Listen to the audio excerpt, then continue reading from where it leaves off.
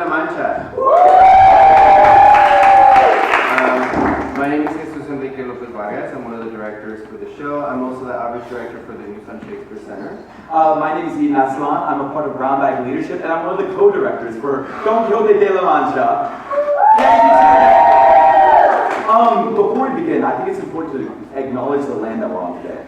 UCLA is a land-grant university, meaning that this land was stolen from the native Ahashiman and Quiche people. As we watch Don Quixote de la Mancha and go about our daily lives, let us take some time to acknowledge what we're doing to uplift Indigenous voices and projects in our daily lives and in theater. Also, you may have been given a program from outside, or you scanned a QR code. Within that program or QR code, you can find more information about the groups that helped us create this show tonight. As you all know, the shows that helped us create this work tonight was UCLA's Diversifying the Classics, UCI's New Sun Shakespeare Center, and UCI's Brown Bag Theater Company. At the end of today, we're going to have a Q&A where members from all those organizations are going to be here in front of you so you can ask us questions. The show runs an hour and 40-ish minutes with a 10-minute intermission. There will also be a talkback, which is kind of neat. Also, silence those cell phones. I'm watching you, Josh. And know your exits, and most importantly, have a wonderful time. I hope you enjoy the show, and have a great time at Don Quixote de la Mancha.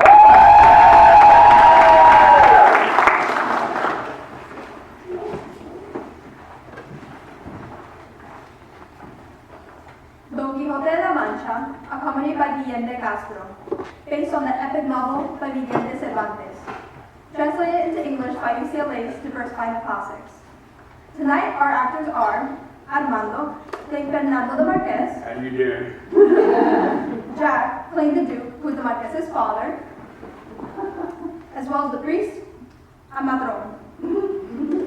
Bridget, playing Squire, and Cardenio. Aaron, playing Lizardo, who is Cardenio's father, and peasant.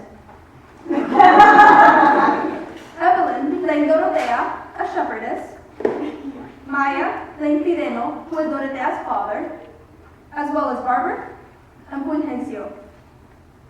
Jasmine, playing the maid, and Lucinda, a lady. Aaron will also be playing Lucinda's father, Teodoro. Ethan, playing Sancho Panza. Alonso, playing the hunters. And Don Quixote de la Mancha. My parents. I, Paulina, will play the roles of servant and the narrator. Act 1, Scene 1, Hunting Ground. Cardenio and Lucinda are on stage mid-action. She is dressed in hunting clothes and boots and spurs, and Cardenio has just caught her as she has fallen off of her horse. Lights! Oh God! That was close! You almost fell along with your horse. Hold on to me. And so I find myself in your arms, saved from death's untimely embrace. How did this come to pass, my lady? You were like that burning sun before which Phaeton's horses fell. I encountered you in a precarious state, distressed and on the verge of falling, yet rivaling the sun in your beauty, gentle as a breeze. I knew you by your noble attire as you came flying over the plain and went hurtling toward the rocks. Just before the horse tumbled to its death, you leapt into my arms. I must be dreaming. To save a beauty such as yours is the ultimate prize of love and its greatest miracle. The actual miracle of that you saved me from the brink of death. And now my gratitude will serve to justify my love. I was on a small village in my father's estate when I heard the Duke was out hunting with you. I too decided to run into countryside. Sometimes I go out alone for the absence of one beloved. Solitude is the best companion. I heard the shouts of the hunting party as they closed in on some wild beast. I was on my way to you, Cardenio, almost mad with love.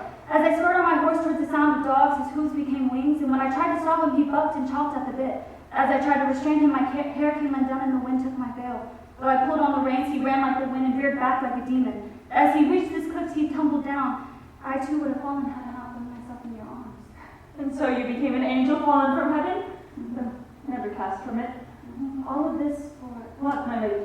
A silly wish. Have you fulfilled it? I'm not sure yet.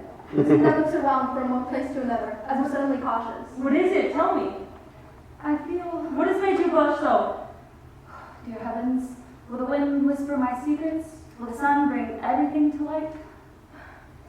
What is there to fear when your heart is true? Speak freely. Listen, by my life, and if I am upset, forgive me. It has been 6 long years since our eyes first occurred where our hearts could not contain. For years, I have wished for a moment to speak to you alone. I never dared to say anything when you came by my window. Love gave me strength, yet fear held me back. I could have put my cares to papers, but they've been lost to the wind. Now heaven has given me a chance to alleviate my sorrows and to speak, though it may cost me dearly. Tell me, Cardenio, is it not true that at some point men must act on their intentions, and that those who speak of love intend marriage, and if not some other unfortunate arrangement not worthy of mention? You have been the world's most perfect suitor, the constant, the wisest, the most caring and careful, and I have responded in kind. You have not suffered jealousy nor long absences from my side. You have seen me at my window, in mass, in my carriage. Don't you have more than to love and be loved, to want and be wanted? And yet this is how you respond to my eternal dismay? Are those tears in your eyes all that you can muster? My lady, if only you knew how many sighs I have swallowed, how many tears I have shed, how often love and honor have battled within me. Why should that be? I can't take My this. lovely Lucina, don't force me to answer these questions. Don't ask me this. Am I not noble enough? You could be a king's own bride. Or respectable? Unparalleled. Or wealthy? More than enough. Then what is it? It's my... Are you much married? No, my lady. Are you betrothed to another? It's not that either. Then tell me what? I am the unluckiest of men. No, heaven knows I am honorable. Is that a fault? Yes, my lady, for in these times no honorable man can be fortunate. But listen, my lady, I will tell Enter Dorothea, a shepherd, running from the marquez as he grabs her. Wait! Oh, since when are you so fast? Help! Where is my son? What is that? Marquez over here! Help me, son! Help! Oh, it's my father! that's the Duke.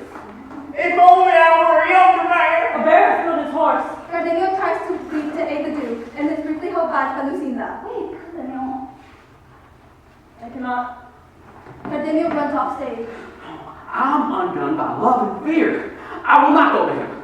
I'll pretend. Oh, heavens! I never heard of him. Oh, why are you peace? Why should I care if death takes a father who has already lived too long? The marquez exits. Lucinda looks off stage to Cardenio. What skills? What blows? And what a victory! He's the new St. George with one foot on that beast, terrifying even in death. He is lifting the old Duke to his feet now, and the Duke is embracing Cardenio. They're coming this way. Enter the Duke and Cardenio, who has injured his finger. I will hide here and wait. Lucinda hides herself behind some trees. My dear Cardenio, this is why I value my whole house to your good sense. And this is why I value your bravery above all others and feel such a deep and abiding love for you. I'm much inclined towards one who does me so much good. You have made me what I am. I was born to serve you and will do so with all my soul. Let me take that victorious hand of mine. But you are injured. It's nothing, my lord. Is that blood I see? Oh, God. Show me. I just cut myself when I unsheathed my sword. Let me see. It's just a scratch, sir. And yet I feel as though it were my own blood. I feel like bandaged. I will. It has such a strange effect on my heart. And mine too.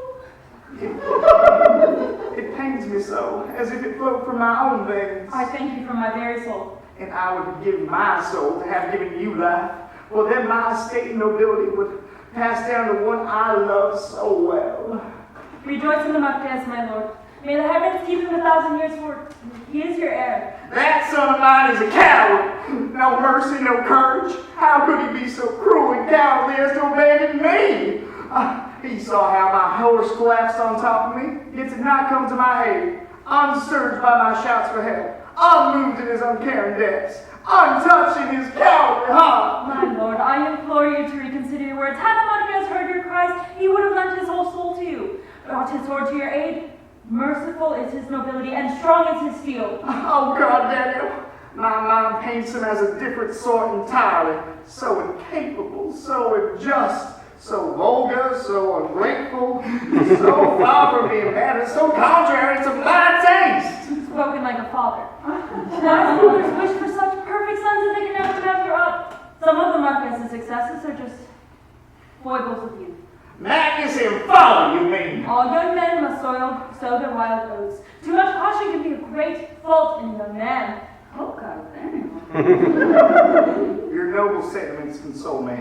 Oh, heavens, if only I could exchange one nature for another. Proud and angry as I am, I wish I could trade him for you. No man has ever had a son more reviled, nor a servant more beloved. Enter two of the Duke's servants. Here is the Duke! Over here! Come! Here, here! And how slow they are! Here they are at last. Now the danger has passed. And yet none of them could keep up with me. Your horse just flew. They were close enough. They should have seen and heard me. Come, Cardenio. You can tend to your wound in my tent. It's just a scratch, my lord. Let's keep it that way. You see that? Where has she gone? I cannot leave the Duke if only I could divide myself in two. Exit the Duke and Cardenio and the hunters. Lucina remains alone on stage. If only I could make him stay, or go be by his side. How I long to speak to him, how I pine for the sight of him. Though I miss my chance once, I will wait here for another until I satisfy the doubt that drives me. Enter the Marqués and Dorotea. Surely a change of place must have brought a change of heart. I think I hear people. I must take cover. Lucina hides. Walk with me. I'm after you. Stop, sweet girl, stop. You're mine now, my darling. Spare me your disdain. How can I when I am hunted rather than one? How can you do this to you don't even Listen here, my lady. to one of your own vassals? Oh, heaven knows how my soul longs for you. Calm down. I am calm now. What do you want of me? Consider how I've burned for you and how poorly you've rewarded my affection. Am I truly so hateful that you should torture me and prolong my suffering? You crush me with your denial and abandon me so easily. Now, I have you in my grasp. Put me out of my misery and give me your answer once and for all. Even the most virtuous woman must respond to such courtesy. Forgive my rude response. We country folk tend to show our anger. We have been much provoked. If I had been too harsh, it is not because your love leaves me cold. Just because I'm reserved doesn't mean that your love tires me, your looks displease me, or your manners offend me. Fleeing from you is another thing entirely from rejecting you. I flee from the sight of you in order not to adore you. Heaven knows that every bit of you seems like heaven to me. And yet I know my humble states how low I am. I see how high you are, how close to majesty. I am the daughter of a peasant, and rich though he may be, you are the eldest son of a Spanish grandee. I was born among cows and goats, and you were born from kings. How could you sully your blood with mine? Oh, this is impossible, my lord. I am an honorable woman, and the honor of my body sustains my very soul, and I would rather risk that same soul than risk my spotless reputation for honor, honesty, and good sense. You must restrain yourself. For your own good sense, deprives me of good fortune. Know that this impossible distance frustrates me more than you. Ooh, your virtue only whets my appetite. Your beauty captivates me, and your words enchant me. I have all the more esteem for a woman with self-esteem. My sweet country girl, so near to my heart, you have no equal in all the world. Natural virtue is the greatest nobility of all. As heaven is my witness, my soul is now yours, and I give you my word that my hand will be too. Your blood may be rustic, but it is still pure. Oh, mine will take no taint. I would never marry one who did not please me. An unhappy marriage will be a waste of this most noble blood. Raise those starry eyes of yours, Dorotea, and look at me. I shall be yours.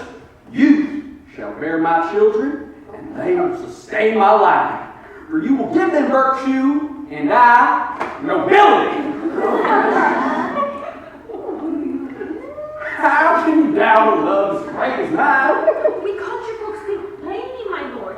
Your courtly truth comes so embellished with fine words and phrases I can scarce recognize it. Still, your intentions surprise me. Such thought of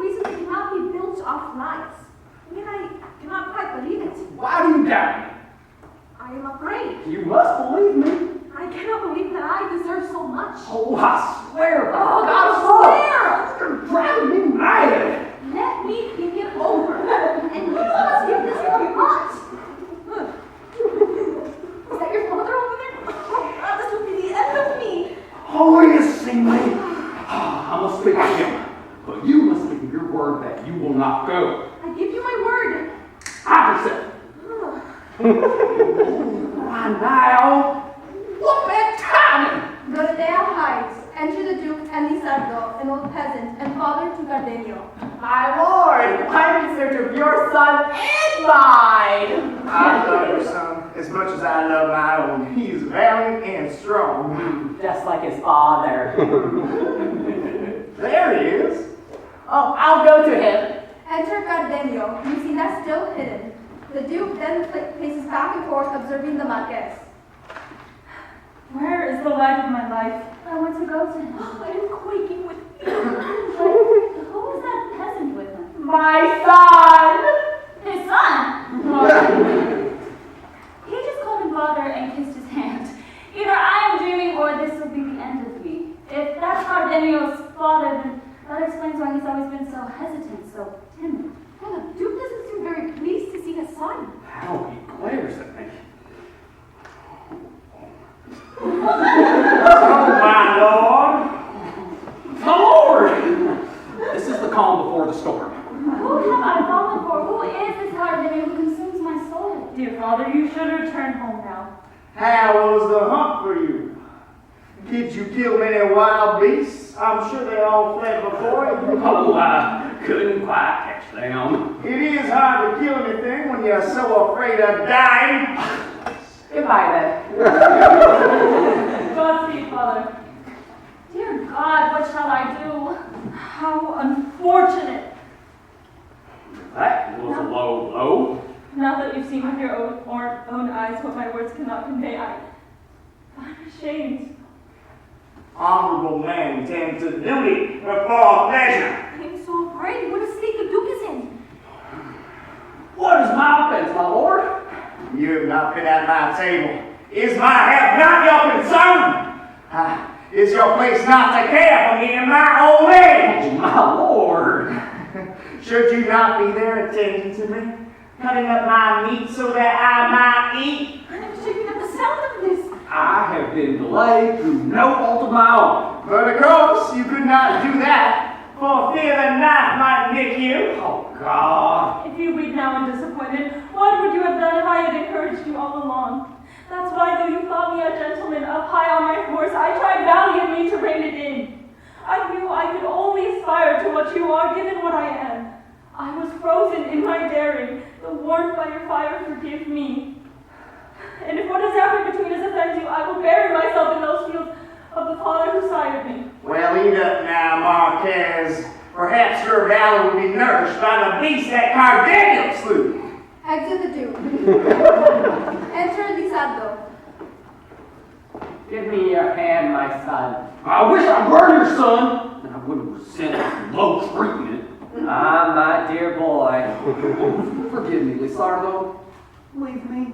May God be with you. Lizardo leaves. Enter Dorotea and Lucina from their hiding places. Thank God they've gone. You gave me your word. And I kept my word. We promised to wait. Speak to me, or if your anger is too fierce, know you with the steel. Cardenio offers his dagger to Lucina. If I were as fierce as you claim, I wouldn't hesitate. But nose, rise so that I may favor you with my love. I owe you my life and I offer my soul in exchange. Had I known of your humble birth from the start, I would have blamed myself for loving you so freely. Yet, since I was deceived and have loved you for so long, to stop now would solve nothing. And so, no matter what people might say, for better or for worse, for richer or for poorer, I'll have you as you are. Though you were born of these fields, you shall be mine, I shall be yours. And I will worship the ground you walk on. Oh, if only I could enjoy this love without feeling such apprehension. Exit Lucina and Cardenio. Let me go! Oh, God, don't make this difficult! You already asked too much! And I've given way too much! Your love compelled me to give in until I saw your father, the Duke. That noble reserve, that stern reproach, that harsh demeanor, that fierce expression.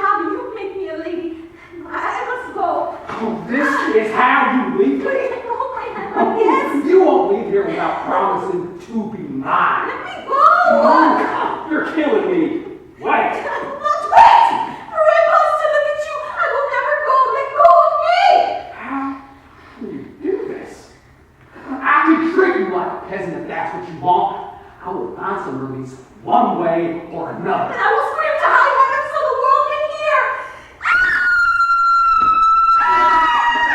Pick up the pace! I hear a damsel in distress. Onward, Sancho, onward! I'll show you what it means to be a knight errant. Oh! I shall first dismount. I do not wish to attack with an unfair advantage. Hold Rocinante's reins. Dost thou dare harm such a beautiful maiden? Away from her, knight erroneous. Must thou face a madman now and not you among the brink of madness? Leave us! Oh, you are a lout, unworthy of the name of knight. Oh, I might enjoy this madness, were I not mad for love. I am a knight errant, equal to the best of them. Amadis, Don Belianis, and the knight of Febo. And you have angered me. I seek adventure, and to avenge all wrongs. And now I must avenge that lip of yours whence such nonsense hath spilled. Watch yourself! I have my men with me. As the famed Alcaraz once said, I'll show you. While I, like a true Spaniard, shall cleave the sun in twain. Protect yourself from this madman, my lord. Oh, even the fools are after me. Let them have it, man! Steady there, ruffians. How dare you attack me, you who are not knights? I'll run you all those things! I'm glad you at the end! Exit the Marquez and his two servants, leaving Don Quixote on the ground. Oh, you have offended knighthood itself, but my sword shall return to punish your low villainy. You have slain me, savage giant, with your giant club. Oh, beloved Dulcinea, you alone can aid your gallant knight in such straits. Oh. Who shouts there? Servants, where's the Marquez? My lord, the Marquez is gone. After him! You have to be with him. We must go after him! That way, they went over there. Oh, cruel Don Carloto! Exit the Duke and his servants. Enter Sancho Panza. What a ruckus! To risk my life for this? Where can I take from Don Quixote, sir? Help, lend me your courage. I'm death's door. Where canst thou be, O lady mine, that by my plight thou art not moved? Who are you saying such nonsense to? Once thou didst take to heart the smallest teen of my wounds. Damn the one who wounded you. Dry thy tears, faithful squire of mine. Oh, Don Quixote, this is killing me. I am not Don Quixote. I am nephew to my lord of Mantua, who followed the hunt to the shores of the sea. I am Lord Valdovinos. Well, you look like Don Quixote to me. That's true, you looked better. You just don't understand. Haven't I told you this is what knight errancy is about? Enchantments abound. A mere frog or some such creature might become a giant one moment and a tortoise the next. And so, though I was Don Quixote when hale and hardy, once those malevolent clubs cast their spell on me, I became the wounded Valdovinos. Can't you see the woods thick with brambles and thorns? Can't you see the oak trees and boulders and me sprawled on the ground? Can't you see my mortal wounds? Didn't you hear me say, where canst thou be, O lady mine, that by my plight thou art not moved? If that was me and I said that, what half-wit wouldn't believe that I am Valdovinos? You're right. I must have confused myself. Exactly, you fool. So, who am I? The squire to this poor, ill-fated prince. I will weep for you. Valdovinos, sir. Go fetch me a priest to hear my confession. I'll go once, though I hate to do so. No, wait, isn't that the barber and the priest over there? What a stroke of luck! Here they come to cure you and hear your confession. This is a strange scene. Strange indeed. Where is your master? He's injured, and he's actually Valdovinos now. Where is the good hermit who will confess me? Is this what your nonsense has led you to now, Quijada? Oh, cousin Montesinos! Oh, Prince Marianne!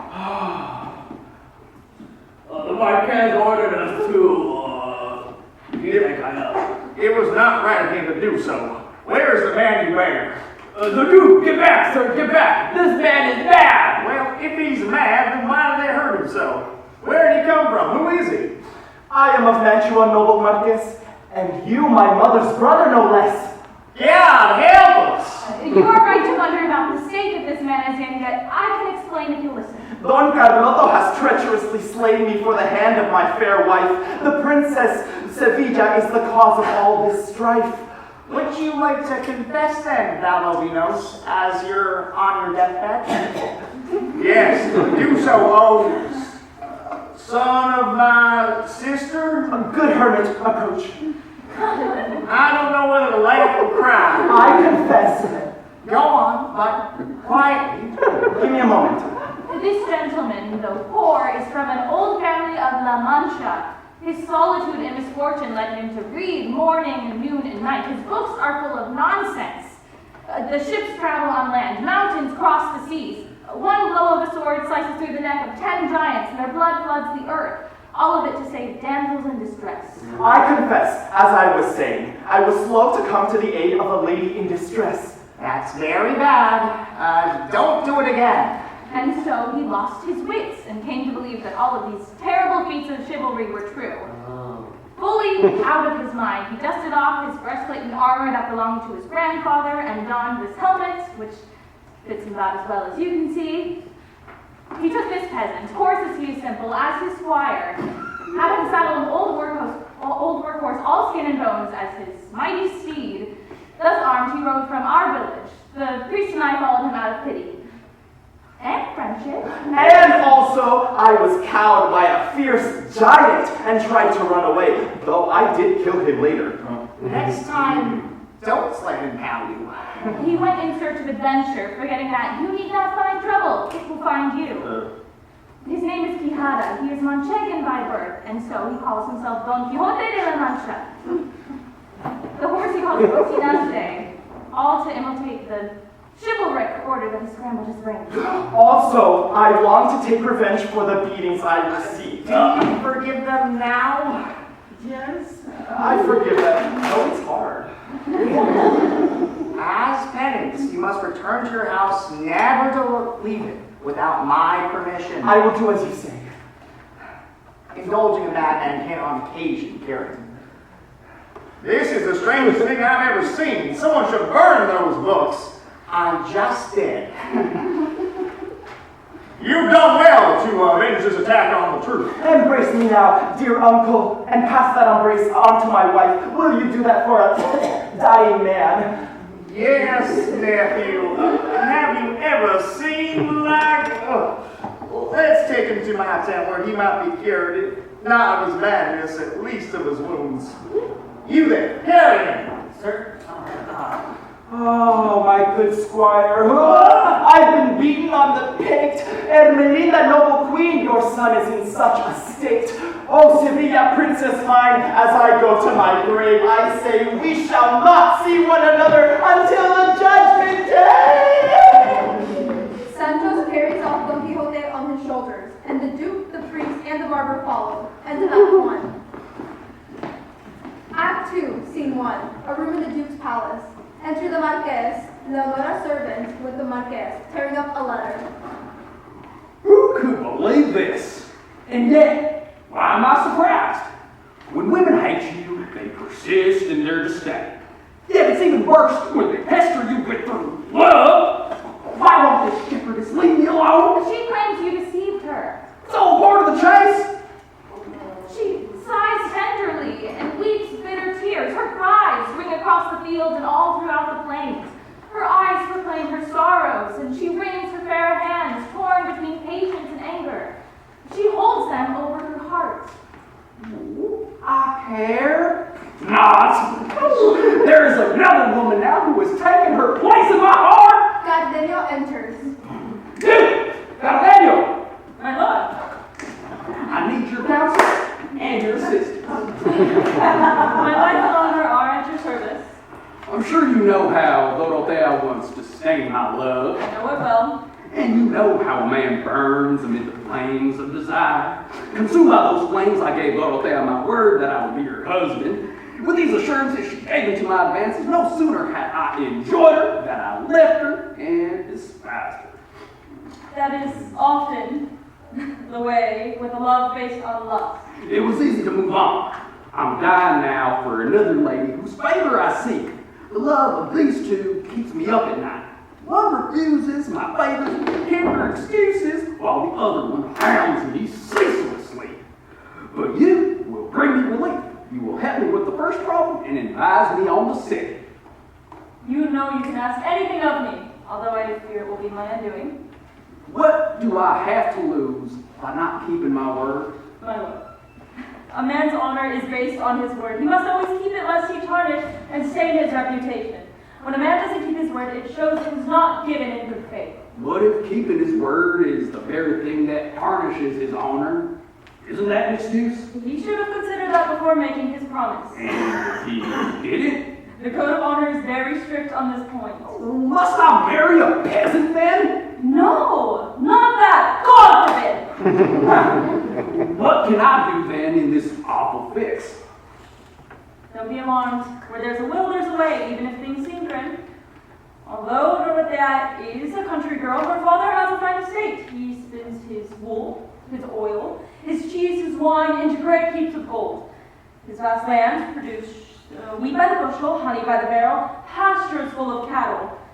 That when the father dies, she'll inherit this entire estate. None of this would matter if she were not beautiful. But since she is, it shouldn't be hard for you to find her a fitting husband. Once you have put this to her, she will gladly release you from your promise, and you will be at ease.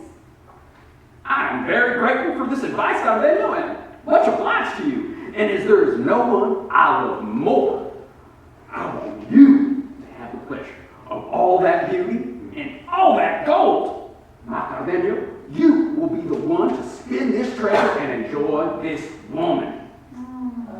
What? He must be offended. He holds himself so highly. You have nothing to say? My silence is my response. What's the matter? I cannot believe you would treat me this way. You nursed at the breast of my mother who bore you. For 12 years we lived together as brothers in a peasant's cottage. I've been your faithful servant all these years, but you think I have no honor because of my low birth? Though it may cost my life, I must make this clear. I am an honorable man. The nobility I have earned is dear to me as the one you claim by birth. Neither heat nor light can spit gold out of dishonor. Forgive me for getting carried away. How can I blame you for your honorable thoughts? You must forgive me for trying to offer you what is mine.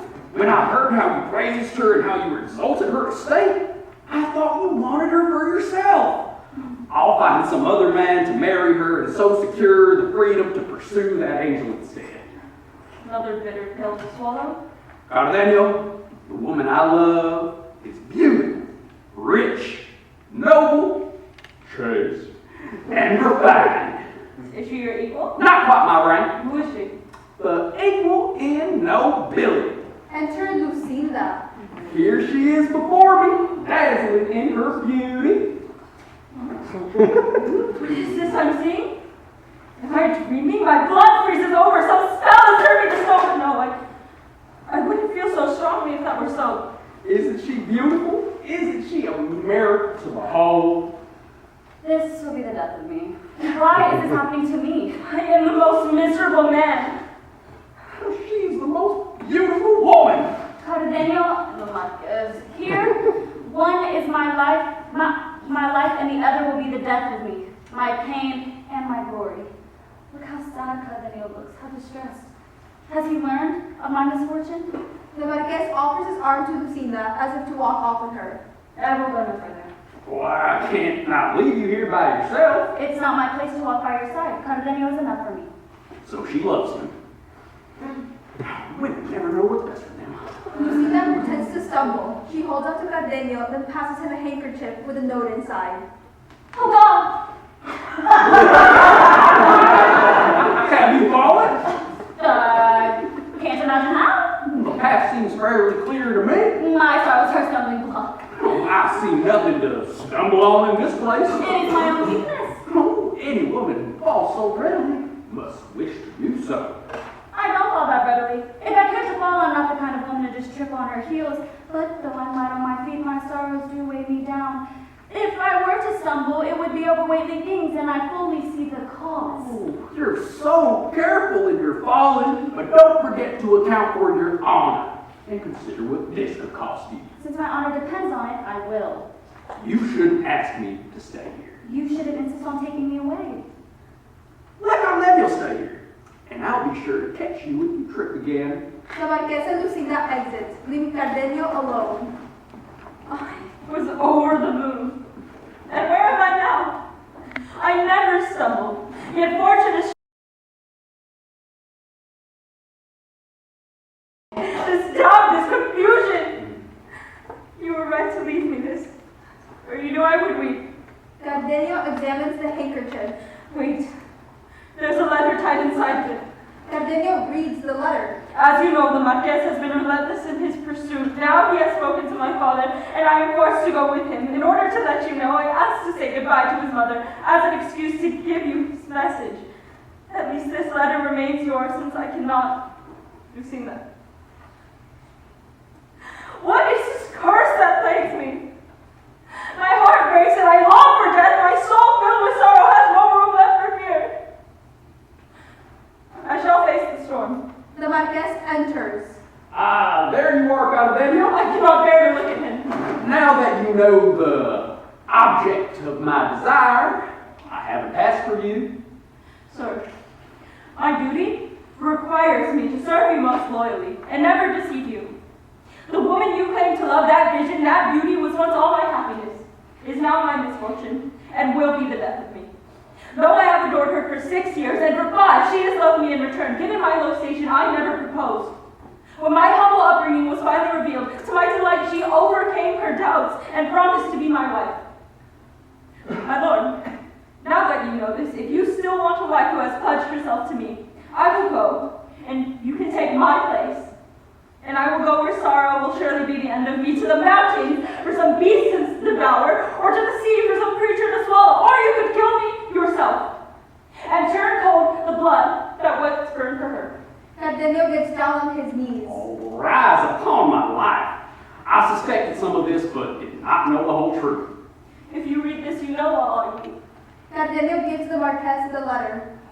As it was not enjoyed what my very soul desires, even if I must kill him myself. Guide his heart, O heavens, and remedy my pain. Let him recognize the truth of my claim.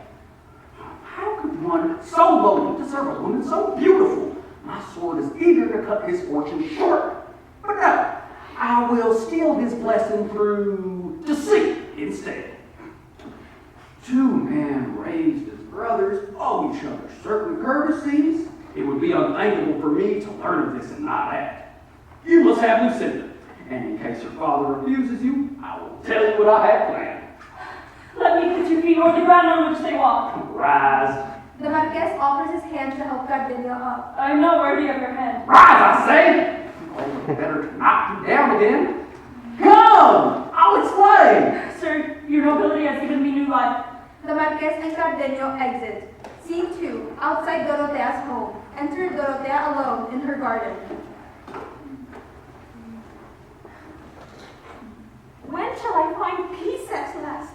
I search for it everywhere, yet it is nowhere to be found. The cruel Marquez, you will be the death of me. If only you had left me alone, but you wouldn't let me be. And now you've left me like this. Can such love turn to disdain? Can such care turn to neglect? Is this how a nobleman behaves? Were you born to such things? Dorotea goes to sit by a fountain. Primero, clear fountain, red me repose, and a mirror for my tears, but stop. I cannot bear to look upon my own shame, and yet I can't look away. But the tears of my face will make my heart break. Enter Don Quixote and Sammie. Oh, we've arrived at a castle! A house, you mean? Nonsense! By the knighthood I profess, I swear this place is enchanted. See these gates adorned with imperial arms. Its master must hold himself in high esteem. Those are just rabbit skins hung up to dry. No, those are clearly the eagles of Greece. And this is just a side gate. All around it are green meadows, beautiful fountains, a maiden. Traitor! Why couldn't you have left me alone? She lays upon the meadow and weeps away her sorrow. See how she reclines at the edge of the fountain. The sun hath never seen such loveliness. By my faith, as a knight errant, what a mighty adventure we have here. She weeps crystals and pearls over cheeks of snow and roses. If she is not the sun, she is at least the dawn, which is the herald of the sun. For God's sake, let's get out of here. Hush, Sancho.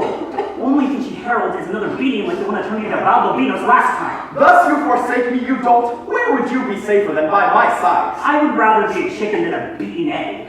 Quiet, you fool, and look there if you have the courage. A chariot approaches drawn by 2 steeds. Do you see it? I do. Do you see the dwarf that leads them with a whip? And how ugly he is. I see a boy driving a mule in a cart. You and your peasant eyes, don't you see an old man on horseback with his squire? By God, I do. And another squire on foot leading a horse by the reins, and the others there on their mules. Sure. Now you'll see the strength of my arms. No doubt some knight errant has been wounded or killed. My fearless courage will not stand for it. They've stopped, sir. And right at the castle's gates. Fideno, Dorothea's father, calling from inside. Dorothea, my daughter. Heavens, my father is calling me. Dorothea! I can't even weep in peace. The carriage is burst open like the ripe fruit. And inside there is a damsel in distress. Seems fine to me. Oh, the old man's dismounting. I know now what this is. That wicked sorcerer must have put her under a spell to whisk her away to this castle. What a dastardly deed. Oh, chivalry, what visions you visit upon me. See how she weeps as the leader inside? And the lord of the castle receives her at the gate. And the old man now turns to his horse. Is it a griffin? Or maybe the famous hippogriff? Don't you see how he flies away through the air on his winged steed as it spews thick smoke from its nostrils?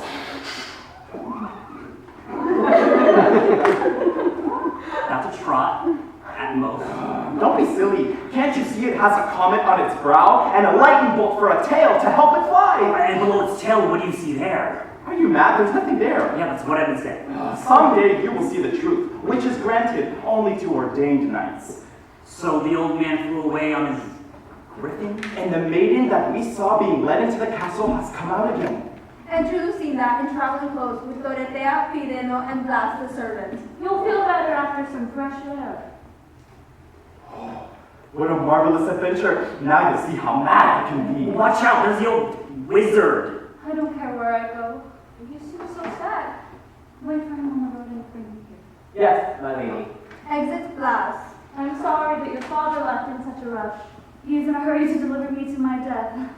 The journey made me ill, although I wish it would have killed me, and I had to stop here. My household is at your service. God be with you. My lady, what is troubling you?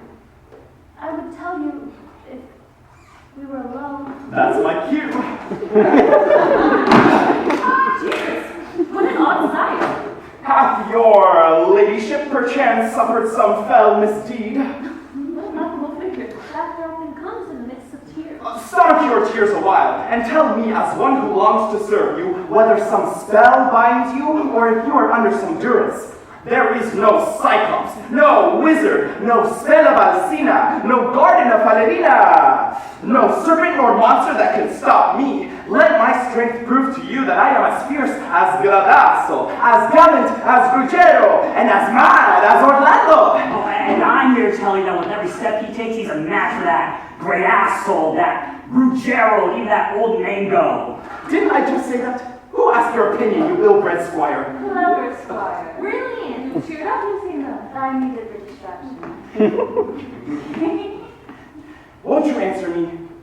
Can you shield me from the misfortunes, evil fortunes? As long as Fortune doesn't come wielding a club, he can. What did you say? Quiet! That much and more can be done by my master Don Quixote. He's very firm, very strong. At your service. God save you, Sir Knight. This is delicious. yet I cannot relish it. Tired?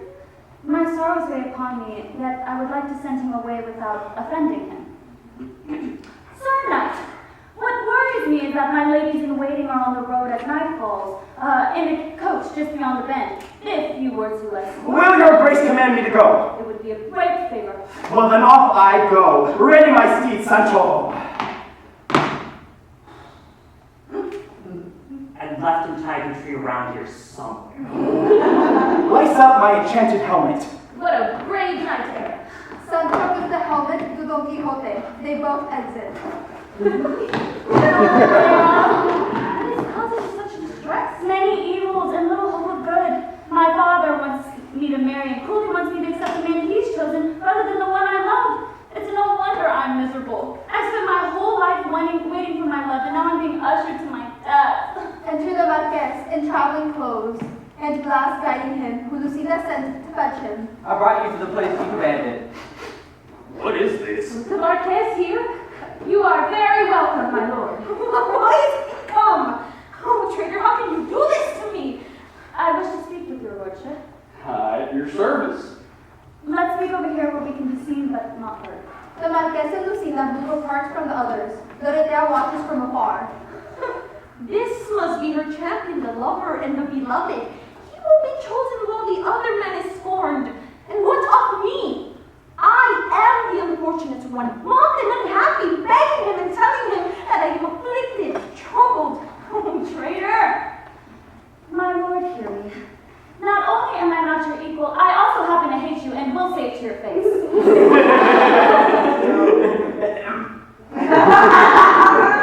You spurn me for a man so lowly. He should have considered himself lucky to have been favored by me. You are noble. Would you stoop so low as to give your name to so humble a woman? Behold the tearful countenance of this unfortunate woman who lives for honor rather than for love. Calm down. You've made yourself clear. Douse your burning rage and wipe your tender eyes. Cardenio has already told me of your love, and I've come here to be his best man, not your bridegroom. You must marry Cardenio whether or not father approves. I am at your feet. Oh, she has fallen for my trick. She was just pleading with him, and now she's overwhelmed with gratitude. My suspicions are confirmed. There's no escaping my misfortune. You have revived my hope with the kindness bestowed upon me. I will trust in you. As well you may.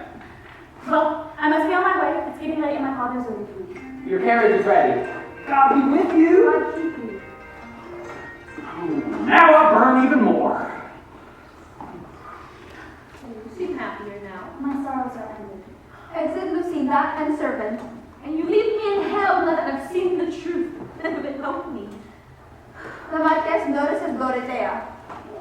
Oh, I cannot listen to her complaints now. I have my own jealousy to tend to. I am dead. Oh, I can hardly stand the sight of this woman. It's just the two of us now. You laughing and me crying. You had your fun, though it may have cost me my life. So laugh away while I do nothing but weep. I must get away. Are you leaving, you traitor? Oh, it's impossible to argue with a woman, especially when she's right. Oh. I promise I will hear you out, but not right now. Oh, you ingrate! Think about where we are. Now you're worried about decency. And your father. And respect for your traitor. How dare you? How do you know pity? What do you want from me? Have you lost your mind? Because of you. Who have you no honor? I trusted it to you. Oh, let go. Hell, she carries on. Are you running away from me? Face me. Just my luck. Oh, villain, you drive me mad. Oh, traitor, I renounce you. May you burn with the same fire that spews from my mouth. May heaven deny you all happiness, all your ambitions, and all your hopes. May my curse trip you up and drag you into my misery. Do not deceive yourself, O rude one. I will follow you to the ends of the ends. My revenge will poison Lucina's heart against you. As Dorotea was about to exit, a squire, a matron, a maid, enter with Don Quixote, who stops Dorotea. Where are you going, a woman out of her mind? Oh, tell me your sorrows and leave them to me. Why do you continue when I can still hear the footsteps of the one who is fleeing? That pretender, that thief, who with corrosion and guile stole my most valuable treasure and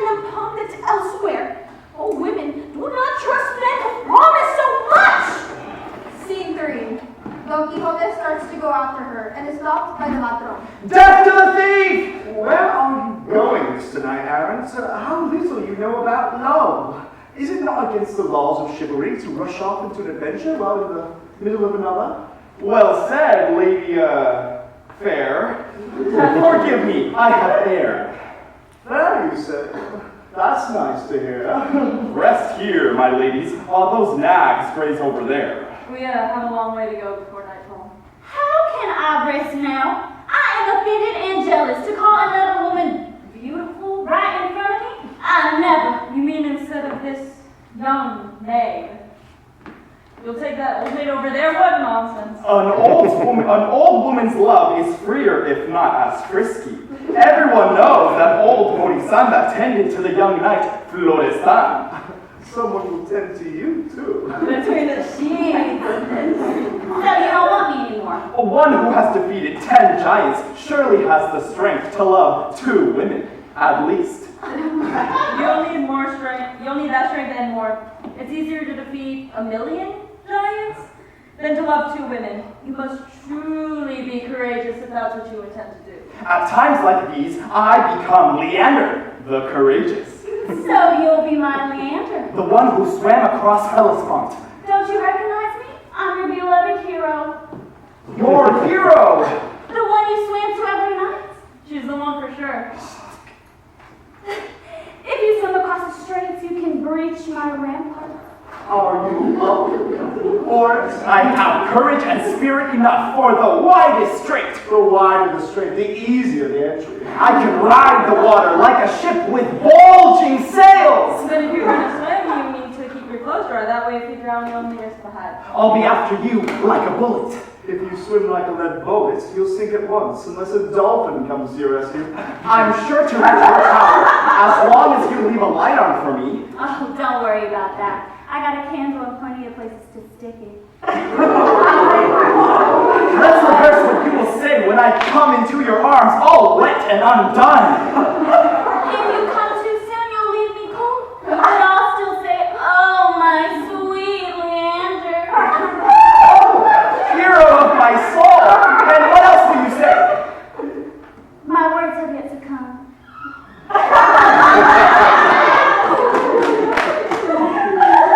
How wet I'll be. Oh, beauteous hero, let me take my clothes off right now so I can practice swimming. Just me!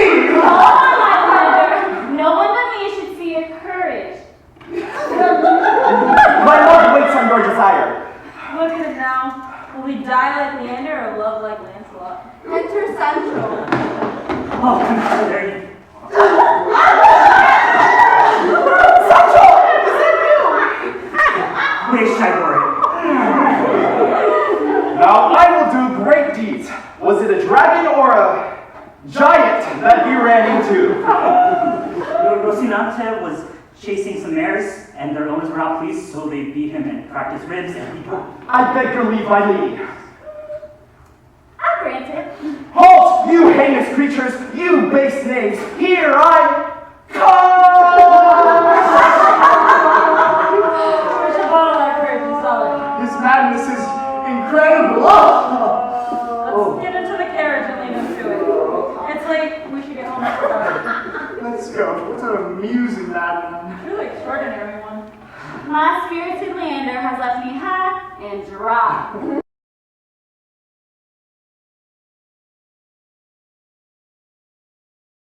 At the window.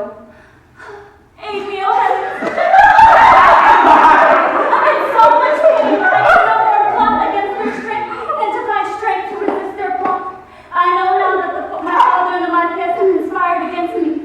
One is cruel and the other the traitor. My servants, though they pity me, have been threatened into complicity. From this window is my only chance to find hope. Through it, I will either find help or, in despair, I will throw myself from it. There is not a soul in sight, much to my dismay, but who would be out at this hour except some tormented soul? Enter Dorothea, cross-dressed as a country lad. These clothes have put an end to my sorrows. Love lights a fire in me and gives me the courage to seek revenge. My enemy, the Marquess, is in this house, and though he robbed me of my life, I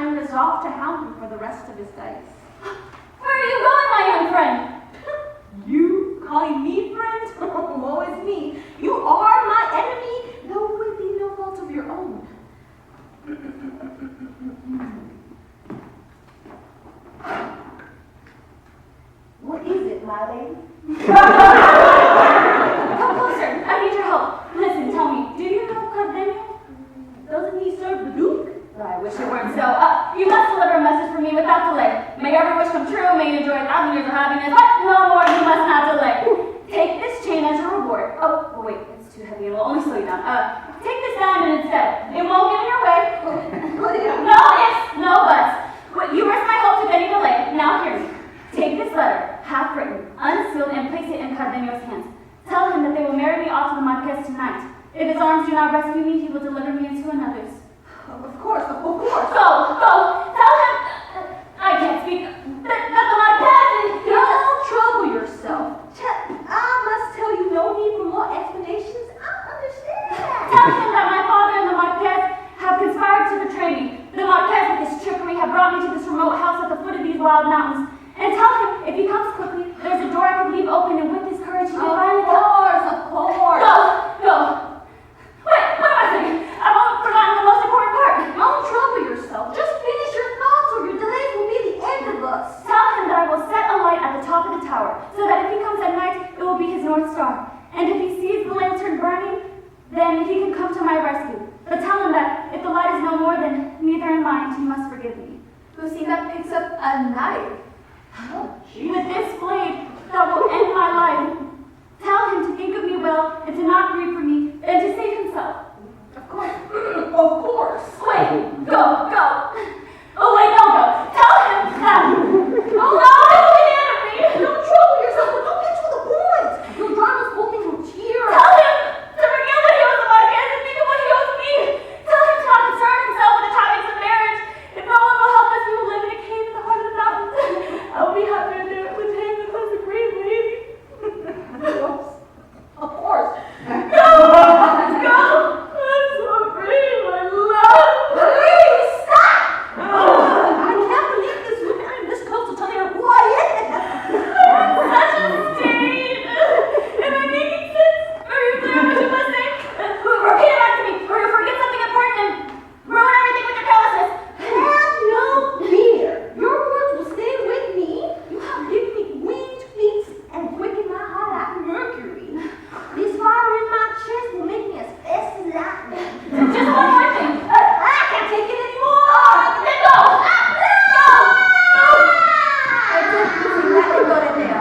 Scene 5. Outside a country estate. Don Quixote and Sancho Panza enter.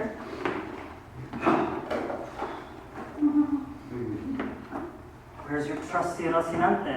Poor battered creature, beaten by such a scoundrel! Oh, had I caught him, I would have shown him that he was born under an unlucky star. Well, since he got away, it must not have been so unlucky. And that's how it goes. Who would believe that Rocinante would suffer such a fate when he's such a peaceful horse? Even so, he is lightning itself in battle, worth his weight in gold, brilliant as Orlando's Brilla de Oro and the great Babieca del Cid. He's an exemplary horse, the best of his kind. I mean, he could go 4 days without food and not say a word. Horses can't talk, you fool. Can't you? And in verse, no less. I mean, haven't you heard that ballad that goes, there he is, you must kill him where he stands? Babieca's spoken that one. Well said by God. And then it goes, even Mary was not as surprised when her baby burst forth. Since you figured this out, good Sancho, maybe from now on you can be in charge of asking Rocinante his opinion. He might tell us, though. From what I hear, he is a little hoarse.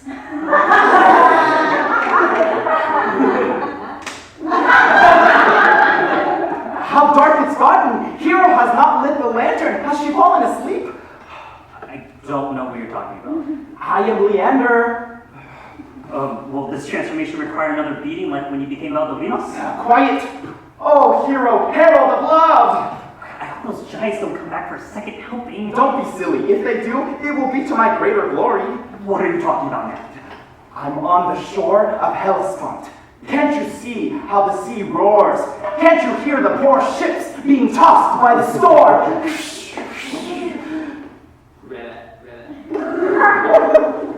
The only thing I can hear is the frogs croaking in the pond. Great things can never be grasped by the lonely, who only perceive things as they are. What is this? What do you mean? I mean, can't you feel the ground beneath your feet? And don't you see the mountains over there? I mean, how can you deny it? Where's the shore? Where's the sea? Can't you see the light in that tower there? What do you say to that? Isn't that proof enough? Don Quixote starts undressing. Oh, I'm going crazy. Now you're taking your clothes off. Hold on. I want to cross the strait. I will swim like a fish to reach my bliss. Oh, tower of hero, oh, light of my life, undress me. Okay, but where's the water? How can you ask me that? Have you lost your senses? If you dive on the dry land, you'll break your nose. Don't you know how to swim? Yeah, when there's water. Oh, tower of hero, oh, light of my life, undress me. What are you doing? I will swim to my hero. Oh. Don't believe this. Are you dreaming? Are we standing on solid ground? Leave me be. What do you mean leave me be? You're gonna kill yourself. Watch out! Don Quixote begins swimming on the stage as if it were water. What made me land to you is the rolling sea to me. Watch me float like a feather. Oh, see how I break through the waves. Lonnie, don't break the wind. Hey, look out, you break your bones. Where did the light go? I must be blind. Beautiful hero, I'm almost there. Open your arms to me. Exits, swimming. Then Cardenio and Dorotea enter. Is someone there? I gotta hide myself. Sancho hides. You've ridden that horse into the ground. Why the devil did I decide to become a knight errant? This must be the place. You mean the place where I died? The light has been snuffed. Just my luck. Perhaps you're trimming the wick to make it shine brighter. Or perhaps the wind has blown it out. That would be the cruelest wind to ever exist. A minute's delay has been my undoing. Oh, gentle heavens, have you no mercy? What of me? Wait! Can you see the light? No, not now. It must have been lightning. I wish it would strike my heart, for my happiness is as fleeting as lightning. Aren't these the tower walls? Do I hear someone calling? You're right. Let's get closer. First, Enter the matron. Cardenio, is that you? The unlucky one. It's no one's fault but your own. What took you so long? I came as fast as I could. My lady waited here for you until her father became so angry that he dragged her off by her hair to marry the Marquez. My love. Come in, that was her request. What's this? Do the heavens smile upon me? Bring the messenger along with you. That way we'll have another witness. Hurry! the ways of men. The ways of women. Come in, my friend, you can trust me. And I'm here just beside you to seize your chance. Exit all. Scene 6. A room in a country estate. Enter the Vargas and Teodoro. Forgive her, childish nonsense, Marquez. Lucinda is so young. Soon your love will conquer her modesty. Lucinda, come out. Father Marquez is here. Enter Lucinda, the matron, and a maid. Oh, here she comes now. There she is, lovely as the dawn. Yet still a bit upset. How can a woman be so stubborn? Can this be called marriage if my will is forced? Since my enemies will have it thus, may my name join the ranks of the Portias and Lucretias who took their lives for their honor. Enter Cardenio through one door, and Dorotea through another, unseen by the others. Queen of beauty. Oh, unfortunate woman, thou must witness my own death. Is this honor? Is this fidelity? Must I be a witness to this? Has it come to this, you traitor? Give him your hand. My lord. Does she waver? Does she tremble? Oh, kind heavens, will she remember the love she owes me? Will she say no? Oh God, she can't say no. Is there another way out? Why do you hesitate? Marquez, Oh, her heart is as hard as a diamond. You can stand firm. You can say no. Give him your hand or else. You won't kill me, Lucinda. Oh, unlucky me. Have it be my witness that I do this against my will. You have ruined me, Marquez. What voices were those? Was that Cardenio? Oh God. Oh, my heavens above! Have you ever seen such a thing? There's a note in her bodice and a dagger up her sleeve. What's that? Oh, I was not brave enough. I should have killed myself when I had the chance and now it's too late. Oh, the shame of it all! She is the source of all my misfortune. How insulting. This is beyond stand.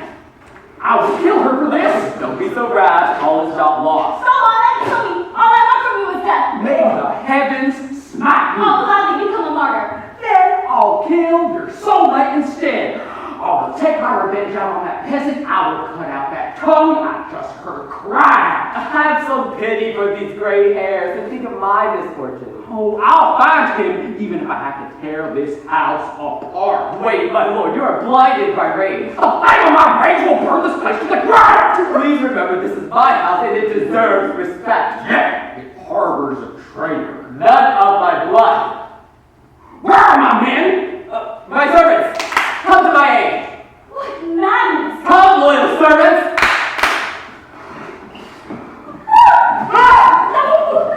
Only God can save us. Look, my lady. Enough on our resolve. A wrong woman must save herself.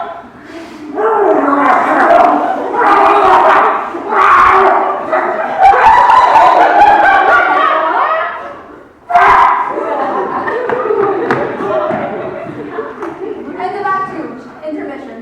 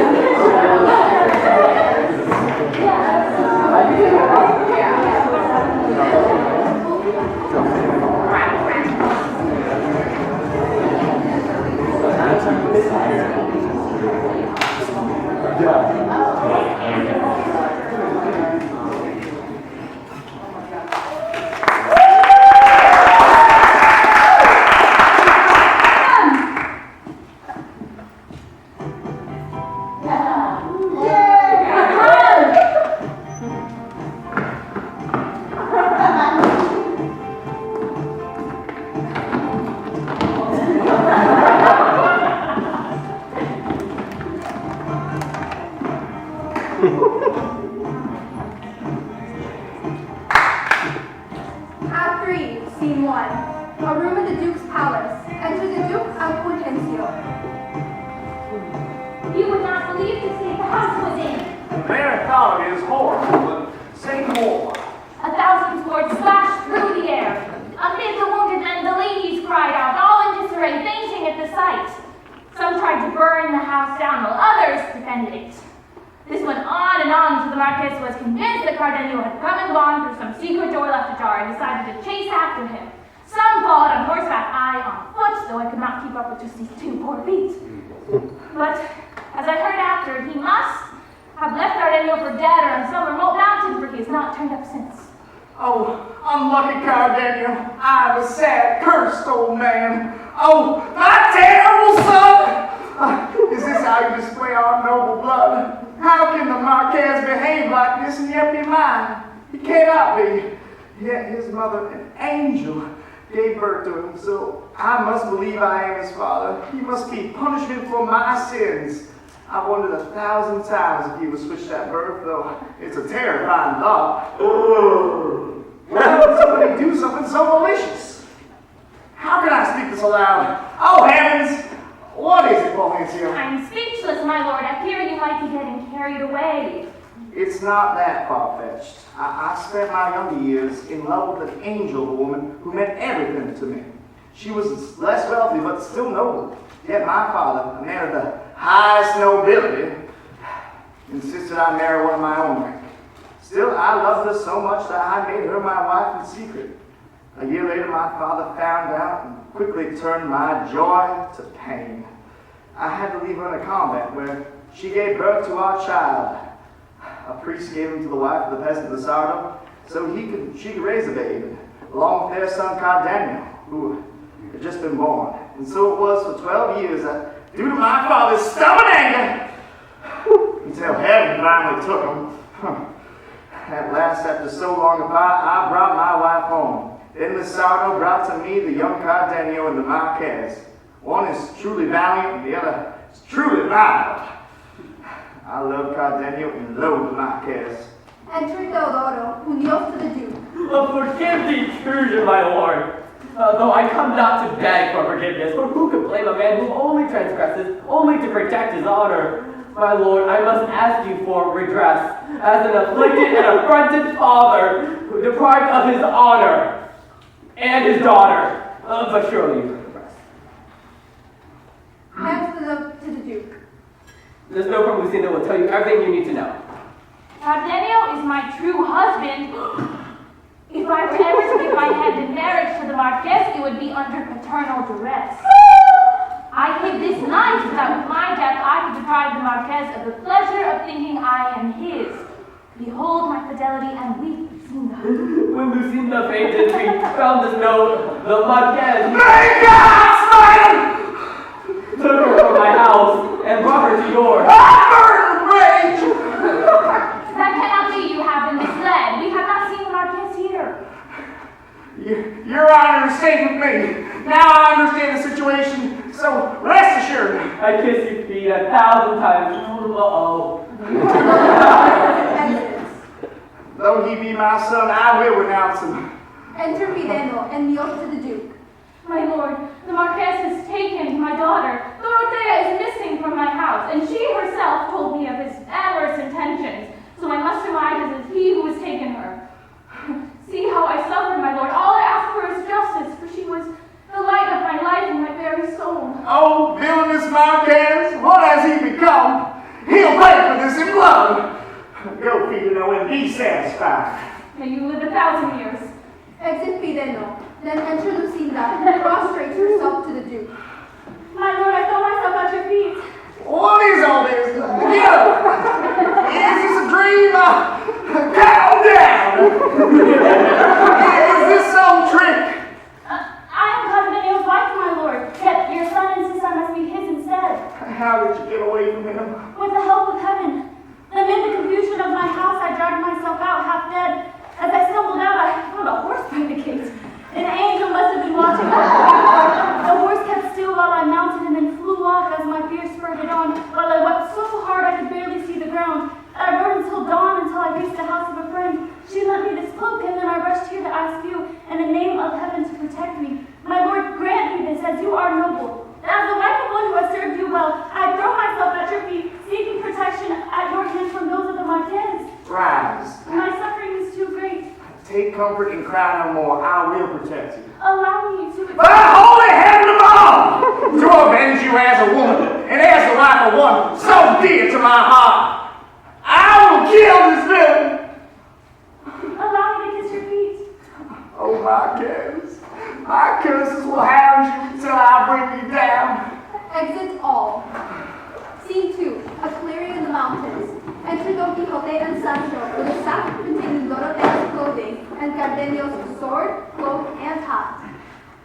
Are you still complaining about the poor wages of knight errantry? Thank God today's finally paid off after the mule drivers beat me with their clubs and their herdsmen hit me with their staffs. These are the wages of chivalry. He who rushes into such battles proves his skill and valor. The greater the injuries, the braver the knight. Out of the ashes of war, he may emerge emperor of all. Quick, let's ride on, for this hat is made of good felt, and there's a sword, and a cloak, and a jerkin, and a whole world of things in that sack we found. Oh, boy, my legs finally changed. Are you happy at last? Well, this punch of mine is full of joy, or else my name wouldn't be Sancho Panza. What shall I do, good Panza, when I finally conquer a fair isle for thee? You'll be a new Gandalin. Ganda who? He was a squire of Amadis, that marvel of marvels who made him the lord of some 50 towns, as thou shalt be, though it cost me my life. Just give me some vassals. I know how to play the master. Make no mistake. What a sweet smell. It is the finest perfume. This must belong to some nobleman, perhaps from the house of Amadis himself. What I'd give to know who this belongs to. Yeah, we never meet the owner. Enter a peasant. Oh, good man, I need your assistance. With what? But the owner isn't even looking for it. Hush. Can you not see that binders should be keepers? Have you seen a knight at his wit's end who might have left these things behind? Yes, I have. I was hoping for no. Get away from those things, Sancho. But they're mine now. I saw a man wandering around like a loon some days back. He was raging about with no sense of reason, mad now then saved, but always noble in his demeanor. He's never in one place for long, but he often comes here and steals food from my boys, scaring them out of their wits. Other times he's in a softer mood and begs for food instead. Then he screams and wails and throws himself about, but doesn't speak a word. His fist lasts over an hour. When he does speak, it's always the same tune. Lucinda has killed me! The Marquez has betrayed me! Oh, there he is now. Just look at his face. Oh, I'd give anything to know more about him. Enter nothing but underclothes. What? Rage! Burns inside me! What fire? Let's listen to him. Has any man suffered like this? Where will I find peace? Where do my feet carry me lifeless though I am? Oh, I'm losing my mind. But how can I stay safe when the Marquez has betrayed me? Oh, Lucina has killed me. And it's true what they say, death never comes to those who long for it. Will you not face me, death? Will you not face me, you cowardly villain? Are you afraid of a poor wretch? You cannot dare to cross me weak as I am. Go against your nature for once. Be kind to me. But how can I be kind if you see I can't be faithful? Oh, heaven above, will you not smite me? Or send a beast down to devour me? Or will the lightning destroy me? Will you not at least console me? Let the angels peer from the clouds and pour never see the sun and the stars shine upon me again. No. For all we see Lucina in them, and only be reminded that the Marquez has enjoyed her. Oh, Lucina. Lucina has killed me, the Marquez has betrayed me! What a fine line to end on! It's all fun and games now, but just wait an hour. I must know what's troubling him. Oh, hello, sir! When he is in the state, he cannot hear or see anything. Oh, sir! The most afflicted knight of all time was Amadis. Do you hear me, sir? Are you listening? You'll have to speak up. Come back! You'll like what I have to say, I assure you! You'll have to speak louder. You there, my friend! What do you want from me? Your poor manners have me at my wits and let me go back to my dreams, sleepless though I may be. I was dreaming I was a diamond wrapped around Lucina's finger. Once I begged her favor and pressed against her skin. And now, in my mind's eye, she is back in yours of the Marquez! Take this, you fools, for robbing me!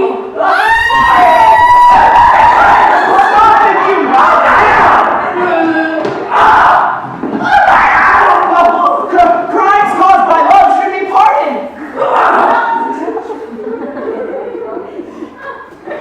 I'll take my wounded heart and return to my treasured solitude! Exit Gardenium.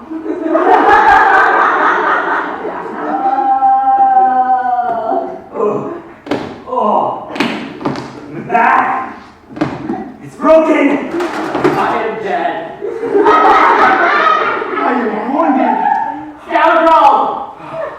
What a gentleman.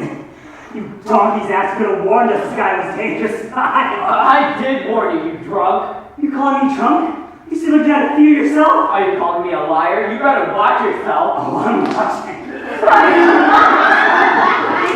Stop this! Get off each other! I tells you to stop and you keep going, you scoundrels! You scalawags! You rascals! Your quests always end in a brawl, sir. My God, you are every bit as mad as that madman who just ran off. Get up, Sancho. Let's go. I can't. May God keep you down forever.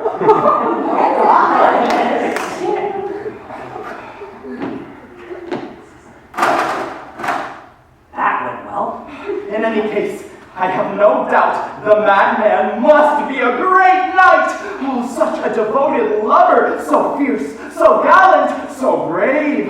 I am envious of how well he imitated the famous Orlando in his jealous madness. He's a little too mad for me. He's more like Beelzebub. What do you know about chivalry, you beast? Orlando's all-consuming jealousy over his Angelica running off with Medoro made him bellow like a bull. Oh, what? They have horns like a bull, too. He peeled off his armor, sword, and shield until he was as naked as the day he was born. He knocked the living daylights out of many a man and rode his horse into the ground. All this he did in his famous madness. The madness of Amadis was more human in its scope. Scorned by Oriana, he chose to do penance at the Peña Pobre. He changed his name to Beltenebros, wept, withdrew from the world, and thereby made a name for himself.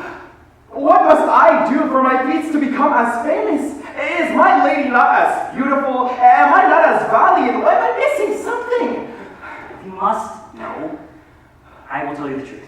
Even in these nonsense tales of madness and hot air, those knights had a reason to be jealous. Who's made you jealous or given you the cold shoulder? Who has on your heart? Does your lady love Medoro or some other knight or a squire? Has she been trifling with you? I don't see what you have to complain about, my sir. This is all so I can show Dulcinea just how much I love her. Even without a good reason, I can still reach the depths of despair. If this is how I carry on when the weather is fair, just imagine me in a storm. I know what I must do now. What now, my lord? I am mad. I must be mad. I won't hear otherwise.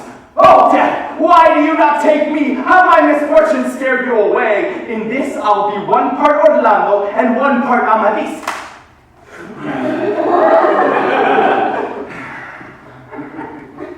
There's a recipe for success. Let me finish.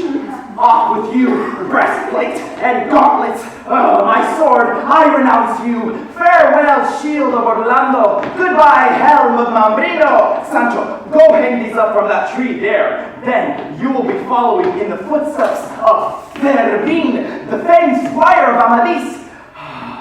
Next to go will be your wits and mine. Oh, heavens. Will you not grant me death among the beasts of these mountains and the satyrs of these woods? Oh, angels on high, look down on me and vomit up some heavenly balm to purge the venom in my soul.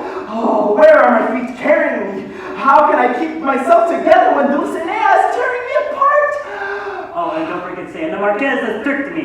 That's what it is. I am betwixt and between, sleeping as I wake, all for my beautiful enemy, Dulcinea. Really trying to imitate him everywhere. It's getting late, sir. Hush now, peasant. I was dreaming that Dulcinea was holding me in her arms, and you ruined it. Hold on. For that I should kill you. Hey! Don't I make a good madman? Yes, sir. Luckily for me. Do you really have to imitate all his kicks and punches? I will stay my hand just to say that you must bring my lady a letter on my behalf. Among the shrubbery, I will find a gloomy cave and howl for my misfortunes like Beltenebros himself. Should I go now? Yes. And when you return, you'll find me both mournful and merry. Come see where I'll stay, and I'll tell you what to do. But first, you must witness how I descend into madness. So you can relay it all to Dulcinea. I will run headlong into those rocks over and over. And I will take your broken skull as proof. Exit Don Quixote and Sancho. Scene 3, in the mountains. Enter Cardenio, the priest, and the barber. Your misfortune has moved me. And me. And you have both consoled me. The heavens must have guided you here. May the same heavens give you patience and respite. Forgive me, you must be tired of my woes. No. Continue if it comforts you. One who shares his sorrow lessens his grief. I couldn't believe how poorly those two treated me. A man so highborn and an angel. Just so I could see her marry another, I thought she wanted to show me her fidelity instead. I was certain I would hear a no from those lips, and I was waiting for her to bravely say, I cannot give you my hand, my lord. Instead, I heard, it's yours. I fled as fast as lightning, my senses lost. I fled to the woods, disturbing their calm with 1,000 screams and howls, and Though I longed to fall on my own sword, it was nowhere to be found, for I flung it away. It must have been a miracle. The heavens took my senses, so I would not take my life. I know I suffer from frequent fits of madness, but my only insanity is the knowledge that I am mad. Calm yourself. You must look to God for consolation. Enter Santos.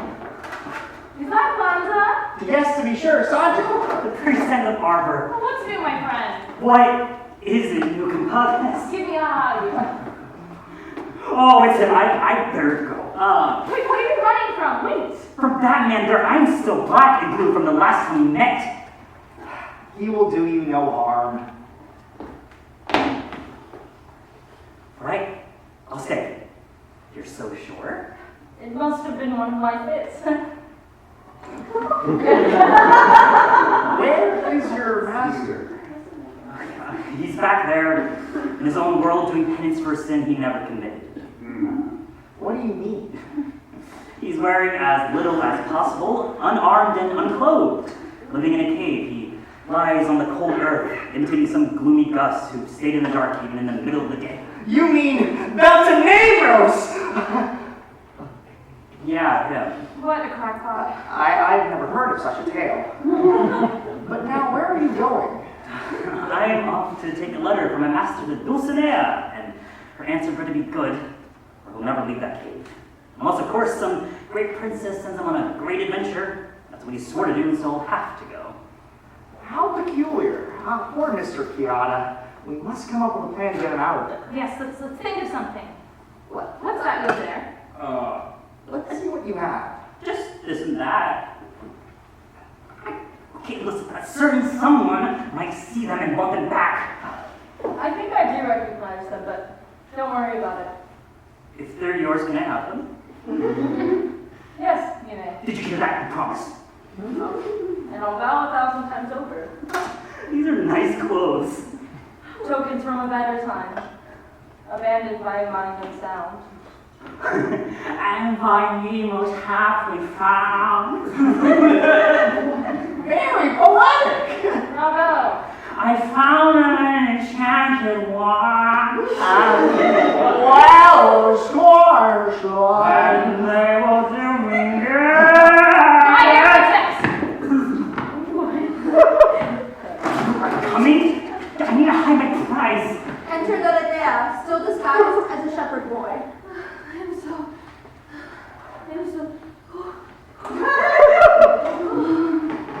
so tired.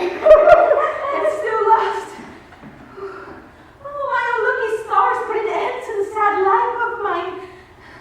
Where all my misfortunes lead. And now the blazing sun compels the fire in my breast. Sounds like a woman's voice, and one I've heard before. Let's go this way. Quietly. So we can see what she does.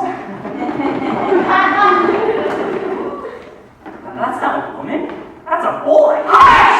Sancho, divert.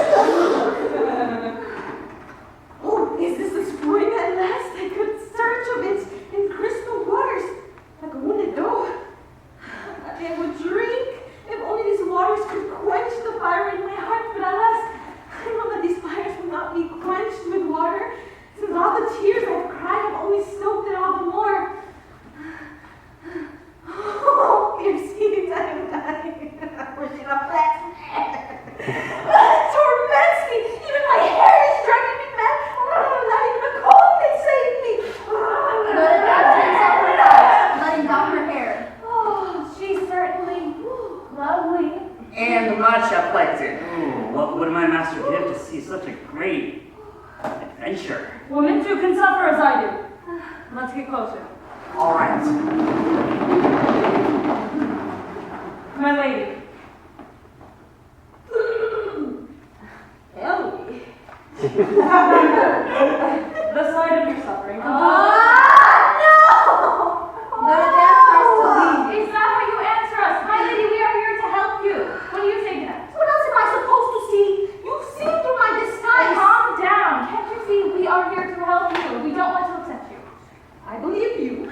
Your courteous manners reveals your good intentions.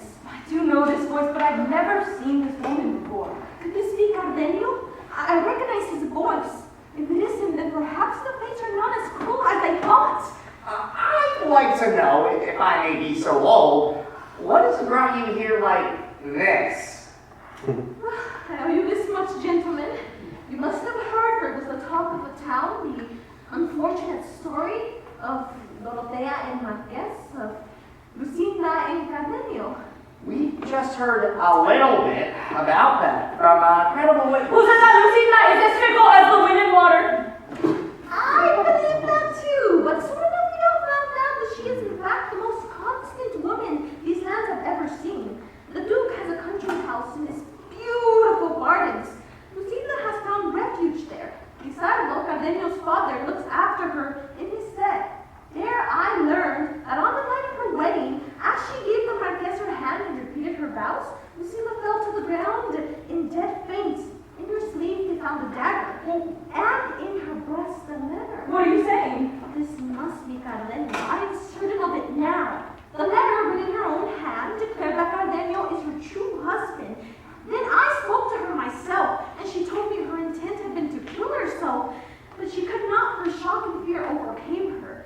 In tears, she begged me to find Cardenio for her, and I wandered these mountains endlessly, calling out for him, but only my echo answered. I could recognize him by his voice, though I wouldn't know his face, for I only spoke to him once in the dark. I searched for him high and low, in the hopes that finding a path to him will lead to my own good fortune. For I am Dorotea, the most wretched woman that ever lived, betrayed by the Marquez, a most unfortunate situation. By God, I am Cardenio! You must read his letter, which refutes the accusations you lodged against Lucinda. This is the letter they found in her breast, and I bring it straight from her hands to your eyes. Dorotea gives him the letter and Cardenio reads it. This is certainly very peculiar. Remarkable, be sure. Oh, could this be how heaven intends to hunt me? A letter? Oh, damn. I'll just mind my business. I know this beloved handwriting anywhere. These words undo the sting of an imagined betrayal. Now if Lucinda cannot be mine, at least I'll die happy, knowing that it was of no fault of hers, but rather the will of heaven. Dorotea, may God keep you, I owe you so much. And though I am but a poor man, I will forever seek to repay that debt. That's enough of that. Come with me. Let's go then.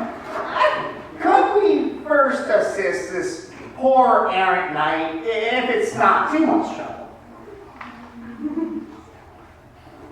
Yes. Of course. You helped bring about this happy resolution for me. Follow me. How will we do it? I'll tell you along the way. Sideshow! Listen, I've been listening. What if we find more hocus pocus? I am coming for you, Marquez. I am coming for you, Lucinda. Exit all. See forward. A clearing in the mountains. Green fields, clear fountains, withered now by my fierce gaze. Ancient mountains, cavernous depths, look upon this my wild face. Alas, I do but sigh, and yet you shrink from my voice. What a fortunate Spaniard I would be if my lady Dulcinea could take the place of the sun and watch me from above. Never shall another knight attempt such feats of madness. How could Sancho ever recount the things he saw me accomplish? Frenzy and fury to surpass Orlando and the first madman himself. Now, calmly, soft, bit by bit, I'll display a madness most clever.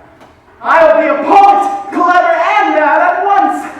Measure by measure, I'll count out the lines, arranging their feet as I arrange mine. A poet's brain is in their toes, so head over heels I go. Shall I expand upon that thought? No, lengthy footnotes are a bore. How about an ode to chivalric lore? No, it's a tribute that can't be bought. How about a lovely flowing sonnet? No, not enough rhymes here in my bonnet. Yet rhyming couplets no doubt are the best when love's about. Mighty muses, come to me. Oh, is that Sancho I see? My stars, it is my squire. To speak with him is my desire. And now to take a bow. That's enough poetry for now. Enter Sancho. Mancha! Hey, sir, hurry up and put some clothes on. What's the rush? Princess is coming to see you. And you need to look decent, if not downright classy. She's on her way. Wait, hold on. What did Dulcinea say? Come on, can't you see that lady over there dismounted from her steed? Enter Cardenio, the priest, the barber, and Dorothea, unseen by Don Quixote. Now, you'll be the damsel in distress. Yes, I can do. I don't know about playing the damsel. Don't be embarrassed. Don't worry, I've studied my parts. Should we approach her now? Yes, let's. Dorothea reveals herself to Don Quixote, while the rest take hidden. I kneel to you, my lord.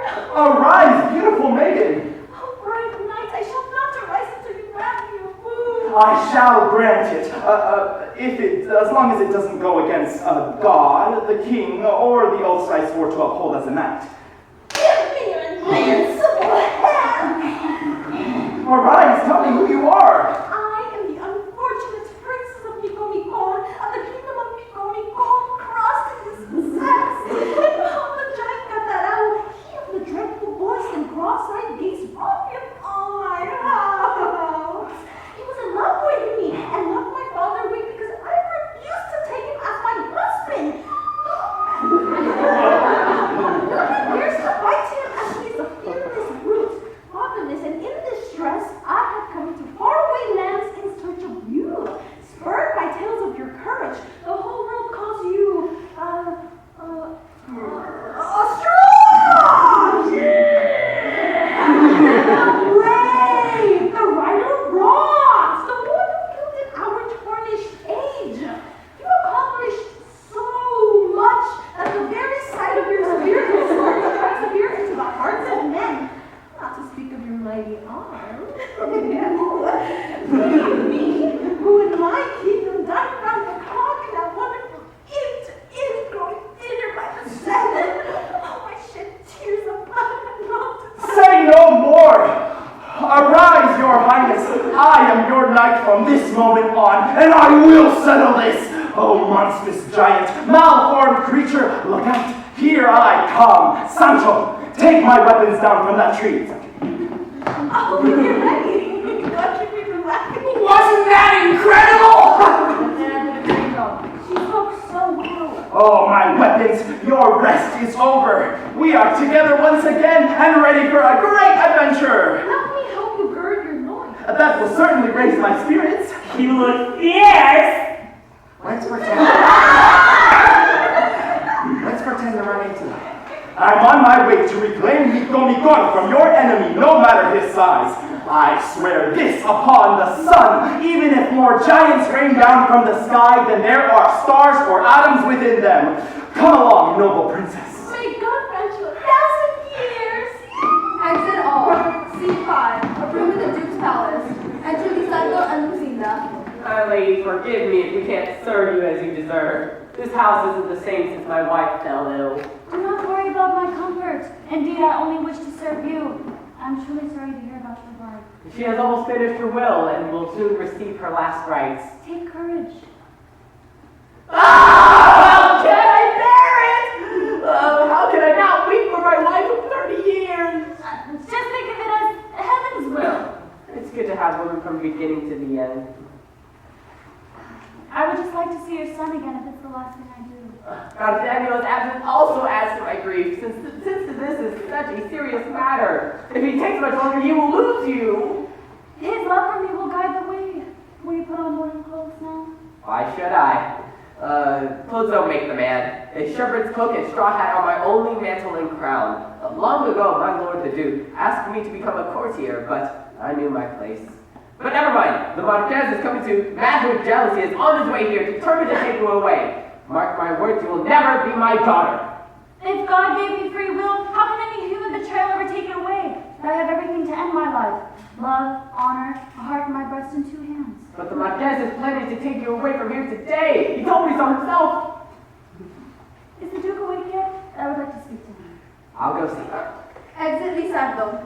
The Vargas enters through one door with hints of some servants behind you with masks on, while Cardenio, Dorotea, Don Quixote, Sancho, Rhea, and the barber enter through another door. Bring her to me at once. We will. The Duke is my only hope. What perfect timing. Where did all these people come from? Oh, Not so fast. Wait! you're betrayed, my love. Your loyal servant will protect you from villains and traitors. How dare you speak such words and raise your hands against me? Tis I who shall fight you! Get this madman out of here! Help me, Sancho. Let me go! The Marquez will ruin our plan. Forgive him. He doesn't know who you are. Take my sword, my lord. I will sheath mine to your despicable breast. No! Yes, my lord! I'll die to protect you. Kill him! Seize this at once, my treacherous son! Where are you going, you villain? Stop! I shall spill your blood myself! No one will stop me this time. Time for courtesy is over my breast and not my head. You're the devil himself! I must put an end to the man who treats us so violently! No! Oh, he killed me with his sword. I can't bear to see him dead. Oh, kill the Duke! Never! We are not traitors. He is the only reason we obey you. Disarm him at once. Give his weapons to the servants. These are the wages of my sin. I will have no more to do with him. I will kill him myself, or beg the king to lock him up in a castle somewhere. But wait, what are those cries I hear? Alas, my wife has just died! Yet with her death, heaven has removed the long cause of your long affliction, my lord. My prudent wife, a good Christian at the end, on her deathbed, declared to a notary and before multiple witnesses that Cardenio is in fact Don Fernando, the Marquez, and heir to your estate. The man you know as the Marquez is not Fernando, but Cardenio, our son born in our humble bed. And I, complicit in this ruse, must pay for this with my life, though I might not have much life left after the death of my wife. My soul knew what you now confirmed. Let me embrace you, my son. Is this a dream? How has it come to this? Let me kiss your hand. Arise! Since fate has returned everyone to their true station, will my love return to me? Since Cardenio has undergone this strange transformation, will my love now abandon me? What troubles you? One question consumes me. I know what it must be, and it's time we resolve it. Give your hand to Lucinda. With my life and soul. This is how you nobly reward one who loves you as a peasant. Give your hand before the dead.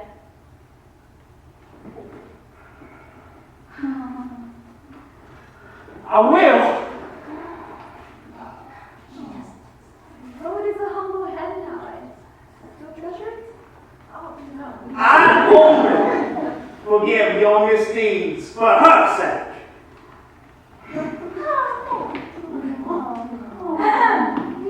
Since it has all come to a happy end, let's see how the priest and the barber get the madman home.